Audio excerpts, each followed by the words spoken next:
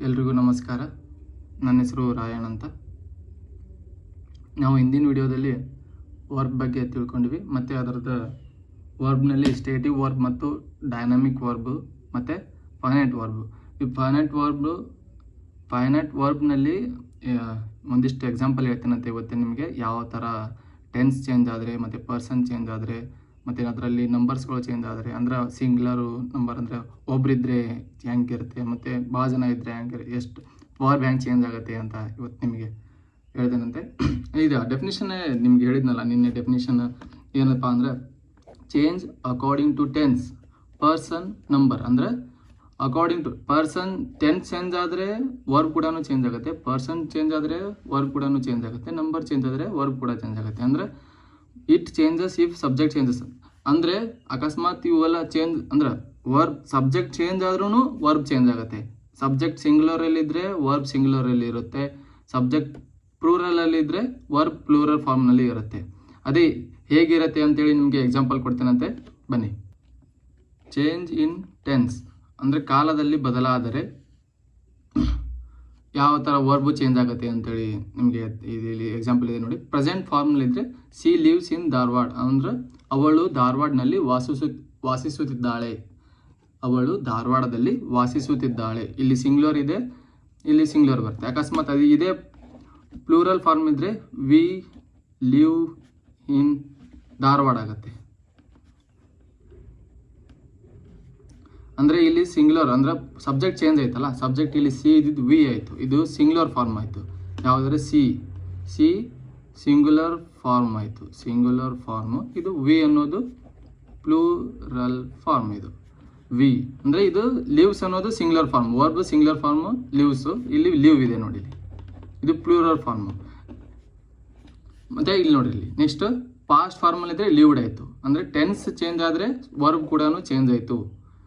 Tense change ಆದರೆ ಅಂದರೆ ಕಾಲದಲ್ಲಿ ಚೇಂಜ್ ಆದರೆ ವರ್ಬ್ ಕೂಡ ಚೇಂಜ್ ಆಯಿತು. ಮತ್ತು ಹಾಗೆ ನೆಕ್ಸ್ಟ್ ನೋಡಿರಿ, ಇಲ್ಲಿ ಚೇಂಜ್ ಇನ್ ನಂಬರ್ ಅಥವಾ ಪರ್ಸನ್. ನಂಬರ್ ಅಥವಾ ಪರ್ಸನ್ನಲ್ಲಿ ಚೇಂಜ್ ಆದ್ರೂ ಇದು ವರ್ಬ್ ಕೂಡ ಚೇಂಜ್ ಆಗುತ್ತೆ. ಇಲ್ಲಿ ನೋಡಿ, ಹಿ ಗೋಸ್ ಟು ಸ್ಕೂಲ್, ಇಲ್ಲಿ ಸಿಂಗ್ಯುಲರ್ ಇದೆ, ಇಲ್ಲಿ ಸಿಂಗ್ಯುಲರ್ ಇದೆ, ಅದಕ್ಕೆ ಗೋಸ್ ಆಯಿತು. ಅದೇ ಪ್ಲೂರಲ್ ಫಾರ್ಮ್ ಇದ್ರಲ್ಲೇ ಇಲ್ಲಿದೆ ನೋಡಿ, they go to school, plural form. They ಅನ್ನೋದು ಪ್ಲೂರಲ್ ಫಾರ್ಮ್. ಇದು ಗೋಸ್ ಅಂದರೆ ಗೋ ಇದ್ದಿದ್ದು ಇಲ್ಲಿ ಸಿಂಗ್ಯುಲರ್ ಫಾರ್ಮ್ ಮಾಡೋಕ್ಕೆ ಗೋಸ್ ಆಯಿತು, ಇಲ್ಲಿ ಪ್ಲೂರಲ್ ಫಾರ್ಮ್ ಆಯ್ತು ಇದು. ನೆಕ್ಸ್ಟ್ ಅಂದರೆ ಚೇಂಜ್ ಇನ್ ಸಬ್ಜೆಕ್ಟಲ್ಲಿ ಚೇಂಜ್ ಆದರೆ ಇದರಲ್ಲಿ ಅಂದರೆ ವರ್ಬ್ನಲ್ಲಿನೂ ಚೇಂಜ್ ಆಗುತ್ತೆ. ಯಾವ ಥರ ಚೇಂಜ್ ಆಗುತ್ತೆ ನೋಡಿ, ಇಲ್ಲಿ ಐ ಲವ್ ಟು ಸ್ವಿಮ್, ಇದು ಐ ಜೊತೆ ಯಾವತ್ತು ಪ್ಲೂರಲ್ ಫಾರ್ಮ್ನಲ್ಲೇ ಬರುತ್ತೆ. ವರ್ಬ್ ಯಾವತ್ತೂ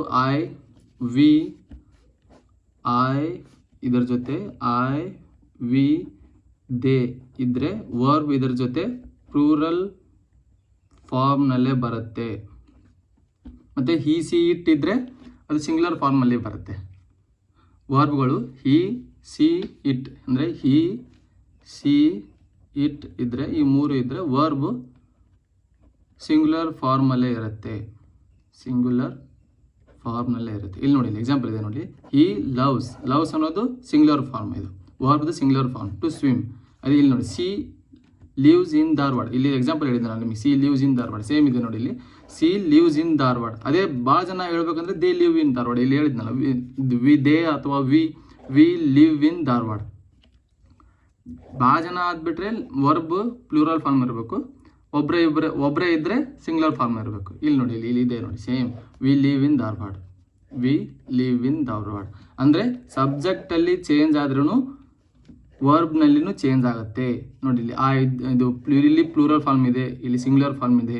ಸಬ್ಜೆಕ್ಟ್ ಇಲ್ಲಿ ಐ ಜೊತೆ ಇದೆ, ಇಲ್ಲಿ ನೋಡಿ, ಇದು ಪ್ಲೂರಲ್ ಫಾರ್ಮ್ಸ್ ವಿ ಆಯಿತು, ಮತ್ತು ಸಿಂಗ್ಯುಲರ್ ಫಾರ್ಮ್ ಇದು ಹಿ ಆಯಿತು. ಇಲ್ಲಿ ಸಿಂಗ್ಯುಲರ್ ಫಾರ್ಮ್ ಇದ್ದರೆ ವರ್ಬ್ ಕೂಡ ಸಿಂಗ್ಯುಲರ್ ಫಾರ್ಮ್ ಐತೆ.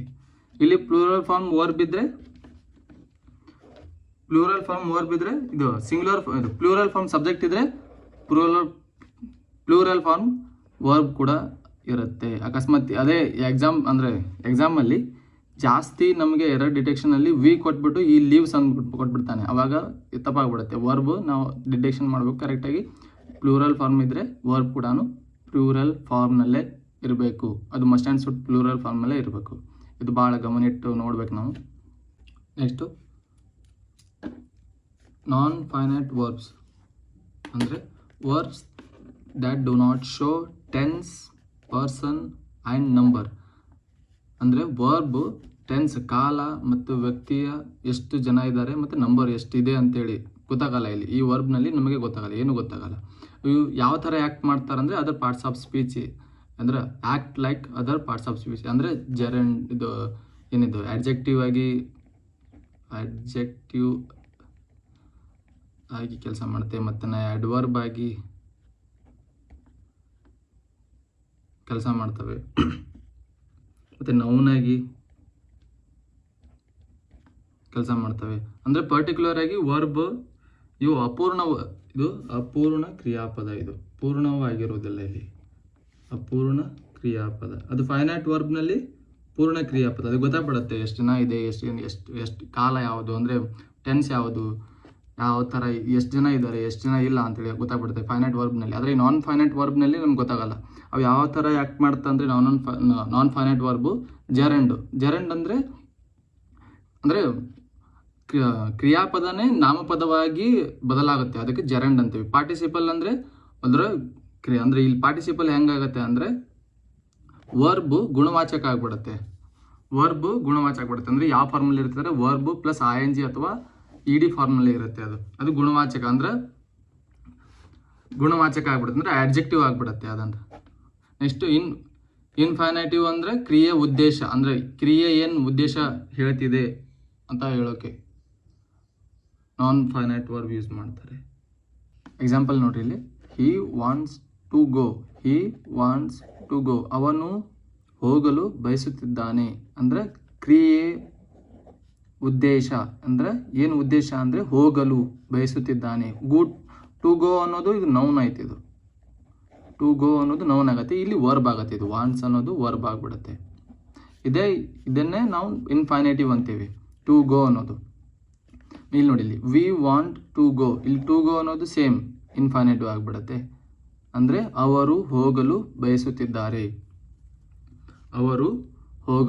ಬಯಸುತ್ತಿದ್ದಾರೆ. ಅದನ್ನು ಹೇಳೋಕ್ಕೆ ಕ್ರಿಯೆಯ ಉದ್ದೇಶವನ್ನು ಹೇಳೋದಕ್ಕೆ ಇನ್ಫೈನೈಟನ್ನು ಯೂಸ್ ಮಾಡ್ತೀವಿ. ಇನ್ಫೈನೈಟ್ ಅಂದರೆ 2 + V1, ಅಂದರೆ ಬೇಸ್ ಫಾರ್ಮಲ್ಲಿ ಇರುತ್ತೆ. ಇದು 2 + ವರ್ಬ್ ಬೇಸ್ ಫಾರ್ಮಲ್ಲಿ ಇರುತ್ತೆ, ಇದು ಇನ್ಫೈನೈಟಿವ್.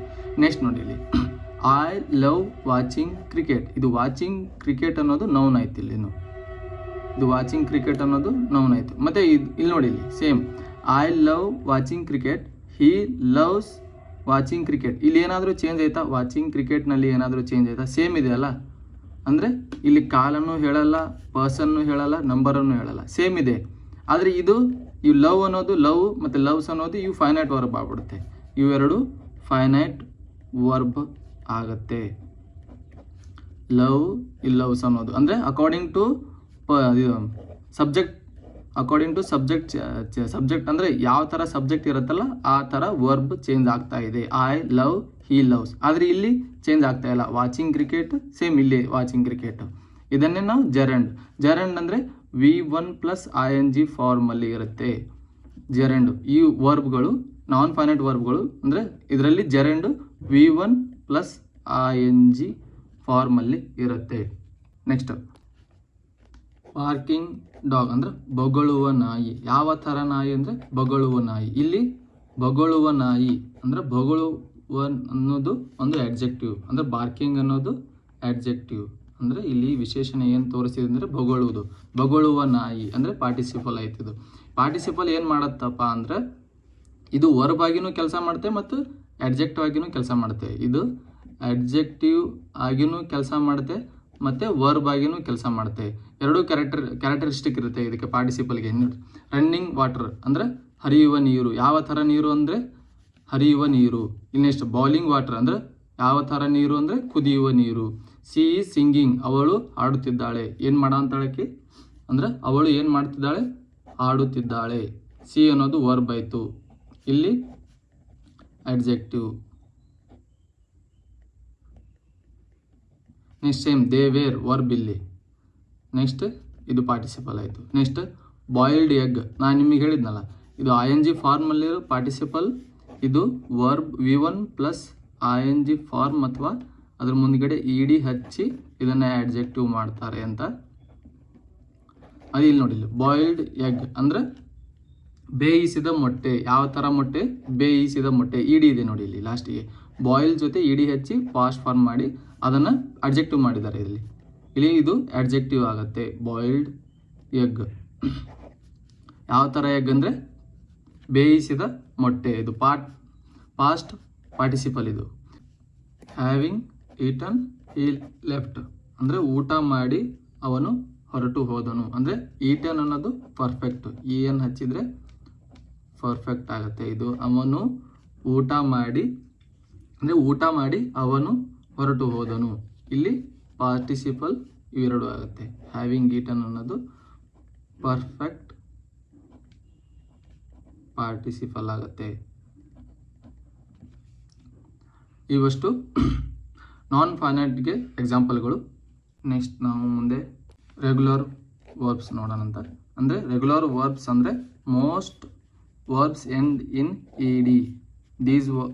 These verbs are called regular verbs. Most verbs end in ED. These verbs are called regular verbs. ಅಂದರೆ ಲಾಸ್ಟಿಗೆ ED ಎಲ್ಲಿ ಎಂಡ್ ಆದರೆ ಅದು ರೆಗ್ಯುಲರ್ ವರ್ಬ್ ಆಗುತ್ತೆ. ಅಂದರೆ ಇರೆಗ್ಯುಲರ್ ವರ್ಬ್ ಅಂದರೆ ಕೊನೆಗೆ ಅಲ್ಲಿ ED ಇರೋದೇ ಇಲ್ಲ, ಜಾಸ್ತಿ ವರ್ಡ್ ED ಇರೋದೇ ಇಲ್ಲ, ಅವು ಚೇಂಜ್ ಆಗಿಬಿಡುತ್ತೆ. For example go went gone, ಅದು ಇರೆಗ್ಯುಲರ್ ಆಗಿಬಿಡುತ್ತೆ. ಅಂದರೆ ಪ್ರೆಸೆಂಟ್ ಫಾರ್ಮೇ ಬೇರೆ, ಪಾಸ್ಟ್ ಫಾರ್ಮೇ ಬೇರೆ, ಮತ್ತು ಫ್ಯೂಚರ್ ಫಾರ್ಮ್ ಇದು ಪರ್ಫೆಕ್ಟ್ ಫಾರ್ಮೇ ಬೇರೆ ಆಗಿಬಿಡುತ್ತೆ. ಅವಕ್ಕೆ ನಾವು ಇರ್ರೆಗ್ಯುಲರ್ ವರ್ಬ್ಸ್ ಅಂತೀವಿ. ನಾವು ಇಲ್ಲಿ ರೆಗ್ಯುಲರ್ ವರ್ಬ್ ಅಂದರೆ ಜಾಸ್ತಿ ಎಲ್ಲ ವರ್ಬ್ಗಳು ED ಲಾಸ್ಟಿಗೆ ಎಂಡಿಗೆ ED ಬಂದ್ಬಿಡುತ್ತೆ. ಅಂದರೆ ವರ್ಕ್ಡ್ ಇದು V2 form same, V3 form same ಇರುತ್ತಲ್ಲ. ಪುಲ್ಡ್, ವಿಸಿಟೆಡ್ ಇಂಥ ವರ್ಬ್ಗಳಿಗೆ ನಾವು ರೆಗ್ಯುಲರ್ ವರ್ಬ್ ಅಂತಲೇ ಕರಿತೀವಿ. ಇಲ್ಲಿ ನೋಡಿ, ಅದರಲ್ಲಿ ಒಂದಿಷ್ಟು ರೆಗ್ಯುಲರ್ ವರ್ಬ್ನಲ್ಲಿ ಲಾಸ್ಟಿಗೆ ಏನೇನು ಬಂದರೆ ಯಾವ ಥರ ರೂಲ್ಸು, ಅಂದರೆ ಯಾವ ಥರ ಅದನ್ನು ಪಾಸ್ಟ್ ಫಾರ್ಮ್ ಅಂದರೆ V2 ಫಾರ್ಮ್ ಅಥವಾ V3 ಫಾರ್ಮ್ ಹೇಗೆ ಮಾಡಬೇಕಂತ ನಿಮಗೆ ಹೇಳ್ತೀನಂತೆ. ಅಂದರೆ if we ends with E ಜೊತೆ ಎಂಡ್ ಆದರೆ ಜಸ್ಟ್ ಅದರ ಮುಂದ್ಗಡೆ ಡಿನ ಆ್ಯಡ್ ಮಾಡಬೇಕಷ್ಟೇ. ಅಂದರೆ ಅಗ್ರಿ ಇದ್ದರೆ ಇಲ್ಲಿ ಅಗ್ರೀಡ್ ಆಗುತ್ತೆ. ಇಲ್ಲಿ ನೋಡಿ, ಜಸ್ಟ್ ಅಂದರೆ AGREE ಇದೆ ಅಲ್ಲ ಎಂಡಿಗೆ, ಅದರ ಜೊತೆ ಡಿ ಸೇರಿಸ್ಬಿಟ್ರೆ ಅಗ್ರಿ ಆಗುತ್ತೆ. ಹೀಗೆ ಸೇಮ್ ಡೈ ಇದ್ದಿದ್ದು ಡೈಡ್ ಆಗಿಬಿಡುತ್ತೆ. ನೆಕ್ಸ್ಟ್ ಹೇಟ್ ಲಾಸ್ಟಿಗೆ ಇದೆ ಅಲ್ಲ, ಅದರ ಮುಂದ್ಗಡೆ ಬರೀ ಜಸ್ಟ್ ಡಿ ಹಚ್ಬಿಡ್ಬೇಕು, ಅದು ಹೇಟೆಡ್ ಆಗುತ್ತೆ. ಅಂದರೆ ಇವು ನೆಕ್ಸ್ಟ್ ಲೀವ್ ಲಾಸ್ಟಿಗೆ ಇದೆ, ಡಿ ಹಚ್ಬಿಟ್ಟು ಲೀವ್ಡ್ ಪಾಸ್ಟ್ ಫಾರ್ಮ್. ಇದು ಪಾಸ್ಟ್ ಮತ್ತು ಪರ್ಫೆಕ್ಟ್ ಫಾರ್ಮ್. ಇಲ್ಲಿ ED ಹಚ್ಚಿದ್ರಿ ಆಲ್ಮೋಸ್ಟ್ ಆಲ್. ಅಂದರೆ ನಾನು ನಿಮ್ಗೆ ಹೇಳಿದ್ನಲ್ಲ, ರೆಗ್ಯುಲರ್ ವರ್ಬ್ನಲ್ಲಿ ಜಾಸ್ತಿ ED ಫಾರ್ಮ್ನಲ್ಲಿ ಇರುವಂಥದ್ದು ವರ್ಬ್ಗಳೇ ಇದ್ದಾವೆ. ಆದರೆ ಒಂದಿಷ್ಟುಗಳು ಚೇಂಜ್ ಇರುತ್ತೆ. ಅಂದರೆ ಲಾಸ್ಟಿಗೆ ED ಇದ್ರೆ ಮತ್ತೆ ಅದ್ರ ಮುಂದೆ ED ಹಚ್ಚಿದ್ಬಿಟ್ರೆ ಅದು ಸರಿಯಾಗಲ್ಲ. ಅದಕ್ಕೆ ಒಂದಿಷ್ಟು ಫಾರ್ಮ್ಗೆ, ಒಂದಿಷ್ಟು ವರ್ಬ್ಗೆ ಲಾಸ್ಟಿಗೆ ಡಿ ಹಚ್ಚಿ V2 ಅಥವಾ V3 ಫಾರ್ಮನ್ನು ಮಾಡ್ಬೇಕು ನಾವು. ಇಲ್ಲಿ ನೋಡಿ, ಇಲ್ಲಿ ಹೇಟ್ ಇದ್ದಿದ್ದು ಹೇಟೆಡ್ ಆಯಿತು, ಲೀವ್ ಇದ್ದಿದ್ದು ಲೀವ್ಡ್ ಆಯಿತು, ಡೈ ಇದ್ದಿದ್ದು ಡೈಡ್ ಆಯಿತು. ಈ ಥರ ಚೇಂಜ್ ಆಗುತ್ತೆ. ನೆಕ್ಸ್ಟ್ ಮತ್ತೇನ, ending in consonant and consonant preceded by single vowel. ಅಂದರೆ ಎಂಡಿಗೆ ಕಾನ್ಸೊನೆಂಟ್ ಸೌಂಡ್ ಇದ್ರೆ ಅಂದರೆ ವ್ಯಂಜನ ಇದ್ದರೆ ಅದರ ಮುಂದ್ಗಡೆ ಯಾವುದಾದ್ರೂ ಒಂದು ವೋವೆಲ್ ಅಂದರೆ ಸ್ವರ ಇದ್ದರೆ ಅದು ಏನಾಗುತ್ತೆ ಅಂದರೆ ಲಾಸ್ಟಿಗೆ ಎನ್ನ ಡಬಲ್ ಮಾಡಬೇಕು ನಾವು. ಇಲ್ಲಿ ನೋಡಿ, ಇಲ್ಲಿ ಎನ್ ಇದ್ದಿದ್ದು ಡಬಲ್, ಫ್ಯಾನ್ ಅಂದರೆ ಫ್ಯಾನ್ ಪ್ಲಸ್ ED ಡಬಲ್ ಮಾಡಿ, ಅಂದರೆ ಈ ವ್ಯಂಜನವನ್ನು ಇನ್ನೊಂದು ಸಲ ಹಚ್ಚಿ ಅದರ ಮುಂದ್ಗಡೆ EDನ ಹಚ್ಚಿ ಅದನ್ನು V1 ಅಂದರೆ V2 ಅಥವಾ V3 ಫಾರ್ಮನ್ನು ಮಾಡಬೇಕು. ಅಕಸ್ಮಾತ್ ಈ ಥರ ಇದ್ದರೆ, ಅಂದರೆ ಲಾಸ್ಟಿಗೆ ಕೊನೆಗೆ ಕಾನ್ಸೊನೆಂಟ್ ಸೌಂಡ್ ಇರುವಂಥದ್ದು ವ್ಯಂಜನ ಅಂದರೆ ವ್ಯಂಜನ ಇದ್ದರೆ ಅದರ ವ್ಯಂಜನದ ಮುಂದೆ ಸ್ವರ ಇದ್ದರೆ, ವ್ಯಂಜನದ ಮುಂದೆ ಸ್ವರ ಇದ್ದರೆ ಇದನ್ನು ವ್ಯಂಜನವನ್ನು ಅಂದರೆ ಎನ್ನನ್ನು ಇನ್ನೊಂದು ಸಲ ಎನ್ನನ್ನು ಹಚ್ಚಿ ED ಅದರ ಮುಂದ್ಗಡೆ ಹಚ್ಚಿ ಅದನ್ನು ಫ್ಯಾನ್ ಅಂದರೆ ಅದನ್ನು ಪೂರ್ತಿ V2 ಫಾರ್ಮ್ ಮಾಡೋದು. ಫ್ಯಾನ್ ಇದ್ದಿದ್ದು ಫ್ಯಾನ್ಡ್ ಅಂತ ಮಾಡೋದು. ಇಲ್ಲಿ ನೋಡಿ, ರಿಪ್ ಇದೆ, ಅದರ ಮುಂದ್ಗಡೆ ಆ ಅನ್ನೋದು ಸ್ವರ ಆಯಿತು, ಇದು ವ್ಯಂಜನ ಆಯಿತು. ಅಂದರೆ ಕಾನ್ಸೊನೆಂಟ್ ಸೌಂಡ್ ಇದು, ಕಾನ್ಸೊನೆಂಟ್ ಇದು ಓವೆಲ್, ಇದು ಕಾನ್ಸೊನೆಂಟ್ ಇದು ಓವೆಲ್. ಅದರ ಮುಂದ್ಗಡೆ ED ಹಚ್ಚಿ ರಿಪ್ಡ್ ಮಾಡಿಬಿಟ್ಟಿವಿ. ಸೇಮ್ ಇದು ಥರ, ಈ ಥರ ಇದ್ದರೆ ಅದನ್ನು ವ್ಯಂಜನವನ್ನು ಡಬಲ್ ಮಾಡಿ ಅದರ ಮುಂದ್ಗಡೆ ED ಹಚ್ಚಿ V2 ಅಥವಾ V3 ಫಾರ್ಮನ್ನು ಮಾಡಬೇಕು. Next ending in consonant and consonant proceeded by 2 vowels. ಅಂದರೆ ಲಾಸ್ಟಿಗೆ ಕಾನ್ಸೊನೆಂಟ್ ಇದ್ದು ಅದರ ಮುಂದ್ಗಡೆ 2 ಸ್ವರಗಳಿದ್ರೆ, ಅಂದರೆ ಲಾಸ್ಟಿಗೆ ವ್ಯಂಜನ ಇದ್ದು ಅದರ ಮುಂದ್ಗಡೆ 2 ಸ್ವರಗಳಿದ್ದರೆ ಅದರ ಮುಂದ್ಗಡೆ ಇ ಡಿ ಹಚ್ಚಿ ಅದನ್ನು V2 ಫಾರ್ಮ್ ಅಥವಾ V3 ಫಾರ್ಮನ್ನು ಮಾಡಬೇಕು ನಾವು. ಇವು ರೆಗ್ಯುಲರ್ ವರ್ಬ್ನಲ್ಲಿ ಇರುವಂಥದ್ದು ರೂಲ್ಸ್ ಇವು. ಅಂದರೆ ಲಾಸ್ಟಿಗೆ ವ್ಯಂಜನ ಇದ್ದು ಅದರ ಮುಂದ್ಗಡೆ 2 ಸ್ವರ ಇದ್ದರೆ ಜಸ್ಟ್ ಇ ಡಿ ಹಚ್ಚಿ ಅದನ್ನು ನಾವು V2 ಅಥವಾ V3 ಫಾರ್ಮನ್ನು ಮಾಡಬೇಕು. ನೋಡಿರಲಿ, ಸೇಮ್ ಸ್ವೀಟ್ ಲಾಸ್ಟಿಗೆ ಟಿ ಇದೆ, ಅದರ ಮುಂದ್ಗಡೆ 2 ಸ್ವರ ಇದೆ, ಅದರ ಮುಂದ್ಗಡೆ ಇ ಡಿ ಹಚ್ಚಿ ಸ್ವೀಟೆಡ್ ಮಾಡಿಬಿಟ್ಟಿವಿ. ಸ್ವೀಟ್ನ ಸ್ವೀಟೆಡು ಆಗುತ್ತೆ, ಅಥವಾ ಸ್ವೀಟು ಆಗುತ್ತೆ. ಎರಡು ಥರ ಆಗುತ್ತೆ. ಎರಡು ಥರ ಇವೆರಡು ಕರೆಕ್ಟ್. ಇದು ಯಾವುದು ಈ ಫಾರ್ಮೂ ಕರೆಕ್ಟ್ ಆಗುತ್ತೆ ಮತ್ತು ಈ ಫಾರ್ಮು ಕರೆಕ್ಟ್ ಆಗುತ್ತೆ. Next irregular verbs form their past and past participle form in different ways. ಅಂದರೆ ಇರ್ರೆಗ್ಯುಲರ್ ವರ್ಬ್ಸ್ ಯಾವ ಥರ ಇದೆ, ಅದ್ರ ಪಾಸ್ಟ್ ಫಾರ್ಮ್ ಮತ್ತು ಪಾಸ್ಟ್ ಪಾರ್ಟಿಸಿಪಲ್ ಫಾರ್ಮು ಬೇರೆ ಬೇರೆ ಥರ ಇರ್ತವೆ. ಅದು ಎಕ್ಸಾಂಪಲ್ ನೋಡಿ ಇಲ್ಲಿ, all these forms are same. ಅಂದರೆ ಕಾಸ್ಟ್ ಇದ್ದಿದ್ದು V2 ಫಾರ್ಮು ಕಾಸ್ಟ್ ಇರುತ್ತೆ, V3 ಫಾರ್ಮು ಕಾಸ್ಟ್ ಇರುತ್ತೆ. Cost same. ಇಲ್ಲಿ V2 ಮತ್ತು V3 ಫಾರ್ಮ್ ಸೇಮ್ ಇರುತ್ತೆ. ಇಲ್ಲಿ ನೋಡಿ, ಇಲ್ಲಿ ಲೂಸ್ ಲಾಸ್ಟ್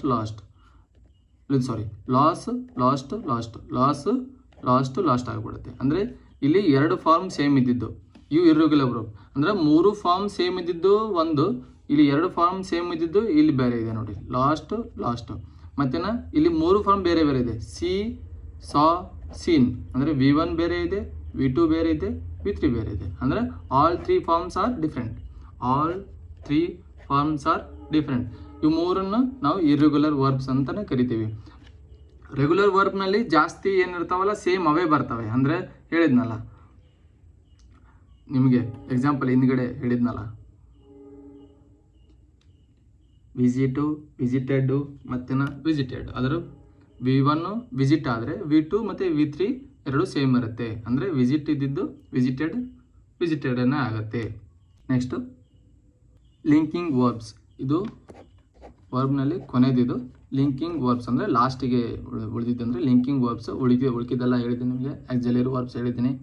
ಮೇನ್ ವರ್ಬ್ನಲ್ಲಿ stative verb, dynamic verb, transitive verb, intransitive verb, non transitive verb, ಮತ್ತು ರೆಗ್ಯುಲರ್ ವರ್ಬ್ಸು ಮತ್ತು ನಾನ್ ರೆಗ್ಯುಲರ್ ವರ್ಬ್ಸ್ ಎಲ್ಲ ಹೇಳ್ಬಿಟ್ಟಿದ್ದೀನಿ. ಇವು ಲಾಸ್ಟ್ ಒಂದು ಉಳಿದಿದೆ ಲಿಂಕಿಂಗ್ ವರ್ಬ್ಸ್.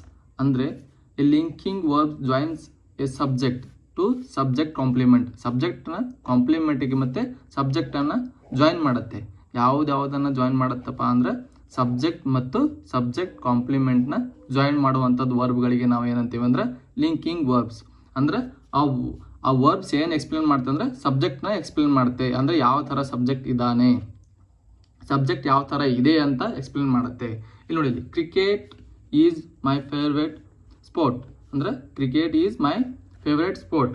ಅಂದರೆ ಯಾವ ಸ್ಪೋರ್ಟು ಅವನಿಗೆ ಫೇವ್ರೇಟು ಕ್ರಿಕೆಟು. ಅಂದರೆ ಲಿಂಕ್ ಮಾಡುತ್ತಲ್ಲ, ಈಸ್ ಅನ್ನೋದು ಲಿಂಕಿಂಗ್ ವರ್ಬ್ ಆಯ್ತು. ಇಲ್ಲಿ ಈಸ್ ಅನ್ನೋದು ಲಿಂಕಿಂಗ್ ವರ್ಬ್ ಆಯಿತು. ಅಂದರೆ ಜಾಸ್ತಿ ಲಿಂಕಿಂಗ್ ವರ್ಬ್ ಬಿ ಫಾರ್ಮ್ನಲ್ಲಿ ಇರುವಂಥದ್ದು ವರ್ಬ್ ಇರುತ್ತೆ. ಅಂದರೆ ಬಿ ಫಾರ್ಮ್ದು ವರ್ಬ್ಗಳು ಯಾವ ಅಂದರೆ ಈಜು, ಆರು ಮತ್ತು ವಾಜು, ವರು, ಇವೆಲ್ಲ ಲಿಂಕಿಂಗ್ ವರ್ಬ್. ಜಾಸ್ತಿ ಲಿಂಕಿಂಗ್ ವರ್ಬ್ ಇರೋದೇ ಇವು.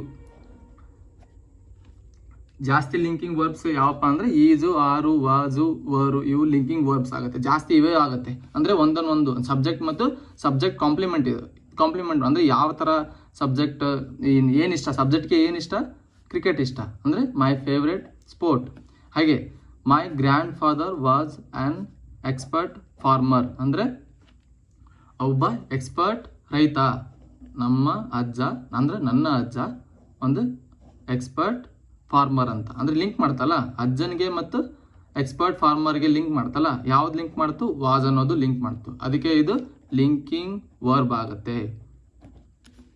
ಒಂದಿಷ್ಟು ವರ್ಬ್ಗಳು ಡೈರೆಕ್ಟಾಗಿ ಗೊತ್ತಾಗ್ಬಿಡುತ್ತೆ ಅದು ಲಿಂಕಿಂಗ್ ವರ್ಬ್ ಇದೆ ಅಂತಾನೆ. ಅದು ನಿಮಗೆ ಹೇಳ್ತೇನಂತೆ. ಇಲ್ಲಿ ನೋಡಿ, linking verbs are always intransitive ಅಲ್ಲೇ ಇರುತ್ತೆ. ಅದು ಟ್ರಾನ್ಸಿಟಿವ್ ವರ್ಬಲ್ಲಿ ಇರೋದೇ ಅಲ್ಲ. ಇಂಟ್ರಾನ್ಸಿಟಿವ್ ವರ್ಬ್ನಲ್ಲಿ ಏನಕ್ಕೆ ಇರುತ್ತೆ ಅಂದರೆ ಅದು ಸಬ್ಜೆಕ್ಟ್ ಬಗ್ಗೆನೇ ಹೇಳಬೇಕಲ್ಲ. ಲಿಂಕಿಂಗ್ ವರ್ಬ್ ಸಬ್ಜೆಕ್ಟ್ ಬಗ್ಗೆನೇ ಹೇಳಬೇಕು. ಅಲ್ಲಿ ಆಬ್ಜೆಕ್ಟ್ ಬೇಕಾಗಿರಲ್ಲ.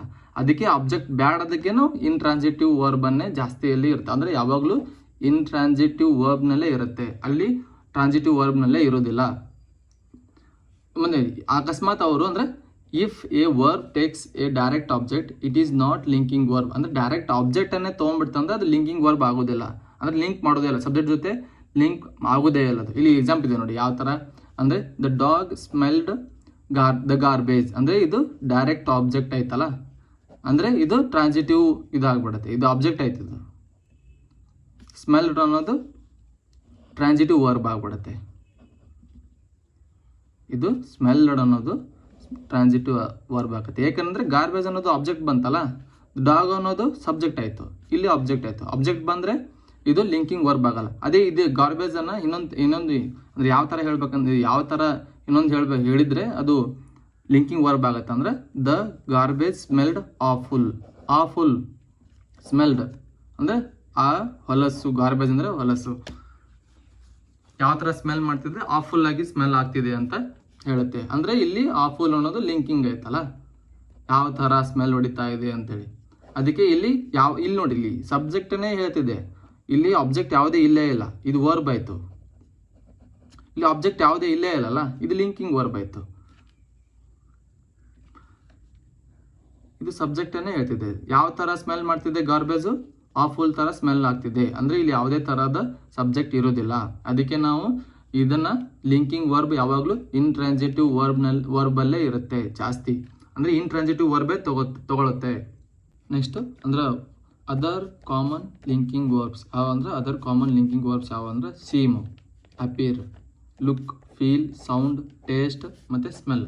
ಇವು ಲಿಂಕಿಂಗ್ ವರ್ಬ್ಗಳು. ಅಂದರೆ ಅದು ಯಾವ ಥರ ಯೂಸ್ ಮಾಡ್ತಾರೆ ಅಂತ ಎಕ್ಸಾಂಪಲ್ ಇದೆ ನೋಡಿ. ದಿಸ್ ಶರ್ಟ್ ಫೀಲ್ಸ್ ಕಂಫರ್ಟಬಲ್, ಅಂದರೆ ಈ ಶರ್ಟ್ ಕಂಫರ್ಟಬಲ್ ಆಗಿ ಫೀಲ್ ಮಾಡಿಸ್ತಿದೆ ಅಂತ ಅರ್ಥ. ಇಲ್ಲಿ ಫೀಲ್ಸ್ ಅನ್ನೋದು ಲಿಂಕ್ ಮಾಡ್ತಲ್ಲ, ಅಂದರೆ ಕಂಫರ್ಟಬಲ್ಗೆ ಮತ್ತು ಶರ್ಟ್ಗೆ ಲಿಂಕ್ ಮಾಡ್ತಾವೆ. ಅದಕ್ಕೆ ಇದಕ್ಕೆ ಏನಂತೀವಿ ಅಂದರೆ ಲಿಂಕಿಂಗ್ ವರ್ಬ್ ಅಂತ ಕರಿತೀವಿ. ಸೇಮ್ ಹಾಗೆ ಇಲ್ಲಿ ನೋಡಿ, ಯು ಲುಕ್ ಟಯರ್ಡ್, ನೀನು ಆಯಾಸವಾಗಿ ಕಾಣ್ತಿದೀಯಾ ಅಂದರೆ ನಿನಗೆ ಸುಸ್ತಾಗಿದೆ, ಅಂದರೆ ನೀನು ಸುಸ್ತಾಗಿರೋ ಥರ ಕಾಣ್ತಿದೀಯಾ. ಲುಕ್ ಅನ್ನೋದು ಏನಾಯ್ತು ಇಲ್ಲಿ, ಲುಕ್ ಅನ್ನೋದು ಲಿಂಕಿಂಗ್ ವರ್ಬ್ ಆಯಿತು.